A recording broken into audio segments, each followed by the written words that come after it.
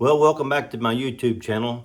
This morning, I'm working on a little knife here that it's going to be a nice knife. It's S30V steel. It will sharpen and it will stay sharp. It's been cryoed, and I'm trying a little different something on the handle this morning, and different shape than what I normally do. But I was kind of going to give you a little idea of how to shape the handle and the type tools I use, and it's just a short video. But one thing I wanted to show you was the resin that I use, the epoxy for the handles. I've tried different epoxies, and I'll tell you, this stuff here, it will hold up. It will stand cold weather, hot weather, and it's supposed to last up to 100 years. So it's called G-Flex right there. It's a really good epoxy, a two-part epoxy. And I'll tell you what, I've never had a handle come loose with that epoxy. I've actually epoxied a piece onto a piece of metal, and I've thrown it on the concrete floor. I've banged on it just to see if it'd give up, and it doesn't. But anyway, that's a good epoxy, and you can get that actually from Jant's, knife supply. But anyway, I was going to show you a little bit on this handle right here that I'm working on. I'll pan down and get this camera adjusted right there.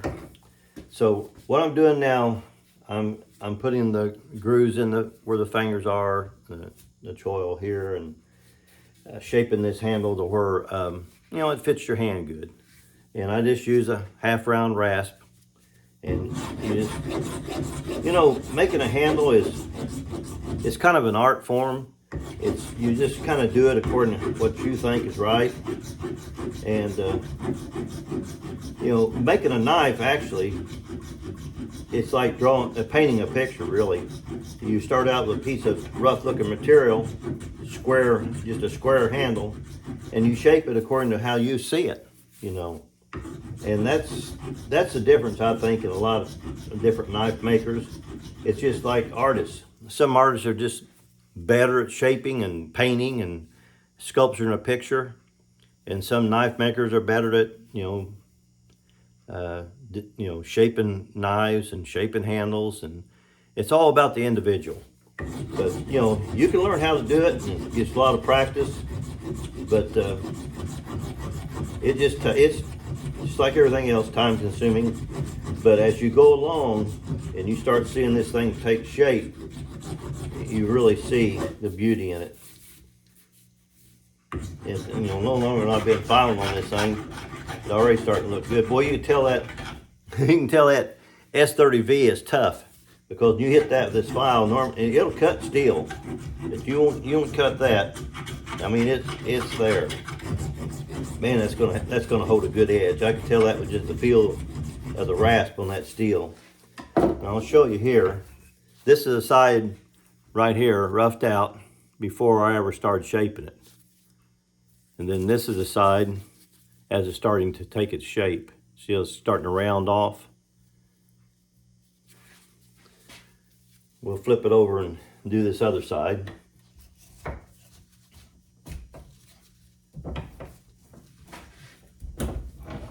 Well, I tell you, a vise, I don't know how a person do anything without a vise. It's so nice to be able to move that knife around and get it in different positions. But anyway, we'll shape this side here.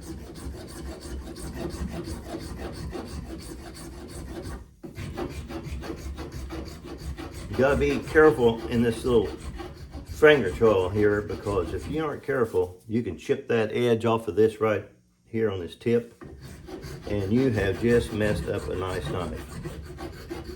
You just got to be very careful and do it slowly. Well, that's shaping really good. I think this knife, when I get it done, I don't think I want to let it go. It's just so nice, but I know I will. I've done it a million times. But, well, not a million times, but I've done it a lot of times. I just really fall in love with these knives when I start making them and they start turning into something beautiful. Now I've got the bottom pretty much formed. Of course, there's a lot of sanding and stuff to do yet, but can you see the taper on the back end of that? How it tapers? I hope I'm getting the angle good enough you can see it. It's a little thicker on the back, tapers down a little more narrow on the front. I really like the looks of that, and it just gives you a really good grip when you grab that knife. You know, I skin a lot of deer, and most of the time, a knife, you don't really cut like this. You usually choke up on it quite a bit. You only use about that much of the blade. It don't take a lot of blade to skin a deer. And I make my knives where I can just kind of feel that right there, where I can grip it, where it fits them. See how my fingers are fitting in those grooves? They fit right in that groove there. And that way you get a good grip on the knife and you can really do some skinning. But anyway, it's taking shape. I'll do a little more to the top on both sides. Get that rounded off a little. You just got to be very careful and don't overdo it. Take too much off.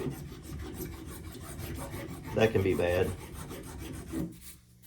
But I just think it's really taking a nice shape. This is a smaller knife, which I like. I don't like a great big knife. To me, it just doesn't take a big knife to cape deer or an elk or whatever he's going to work on, a bear, whatever.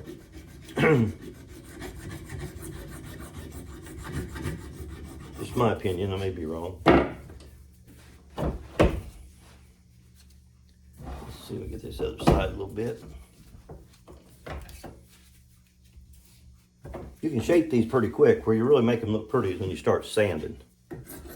Start sanding and taking away, and like I said, it's just like sculpture. You look at it and you kind of eye it and you think, well, this is a little thick here, or let's take a little out here, or it's dipping here, or it's not, you know, it needs a little off the back end. I mean, it's like sculpture work. It really is when you make a knife. It's an art form. It truly is an art form. I mean, sometimes I think you need a little bit of artistic ability in order to do this stuff, because it's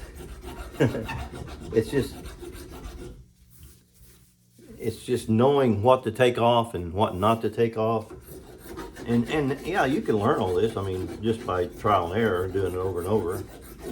But it really helps if you got an eye for it. Well, anyway, this is kind of the shape it's taken. It's rough now, and I'll do a video on it when I get it all done. But I just out here this morning, I thought, you know, while I'm filing on this, I'm gonna see the taper. You can see it more now. I'm going to video a little bit of this just to show people the process of shaping a handle and making a knife turn in from an ugly square piece of handle material till something beautiful. And I'll do a video on this when I get done, and I think you'll be surprised how pretty it is. So till later on, we'll have this other video up here, and you can see the finished product.